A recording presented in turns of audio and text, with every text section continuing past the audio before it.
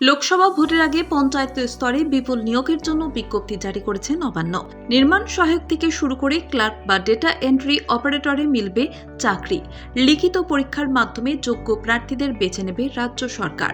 এবার সেই পরীক্ষার সিলেবাস প্রকাশ করল রাজ্যের পঞ্চায়েত ও গ্রাম উন্নয়ন দপ্তর। উল্লেখ্য, চলতি বছরে পঞ্চায়েত স্তরে 20টির মতো পোস্টে নিয়োগ করবে সরকার।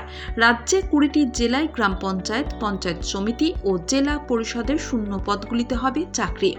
এই প্রতিবেদনে রইল তেমনই বেশ কয়েকটি পোস্টের সিলেবাস ও পরীক্ষার নিয়ম কানুন।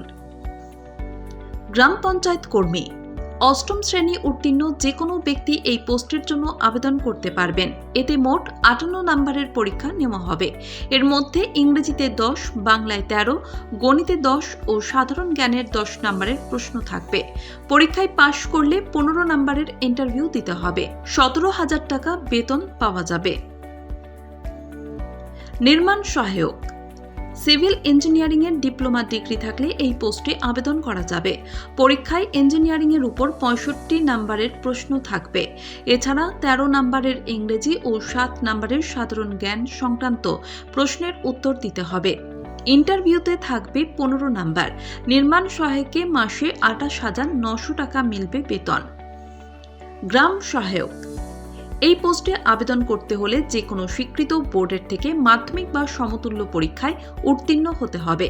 গ্রাম সহায়কের চাকরি পেতে 25 নম্বর করে ইংরেজি, বাংলা ও গণিতের প্রশ্নের উত্তর দিতে হবে। সাধারণ জ্ঞানের প্রশ্ন থাকবে 10 নম্বরের। এছাড়াও প্রার্থী বাছতে নেওয়া হবে 15 নম্বরের ইন্টারভিউ। এই পোস্টেও বেতন 28,900 টাকা। গ্রাম সচিব, উচ্চ মাধ্যমিক পাশ না করলে এই পোস্টে আবেদন করা যাবে না। এছাড়া 6 মাসের কম্পিউটার অপারেটিং কোর্সের শংসাপত্র থাকতে হবে।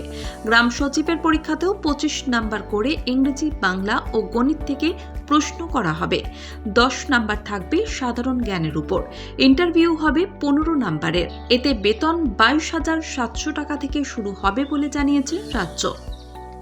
এক্সিকিউটিভ অ্যাসিস্ট্যান্ট, স্নাতক উত্তীর্ণরা এই পোস্টে আবেদন করতে পারবেন।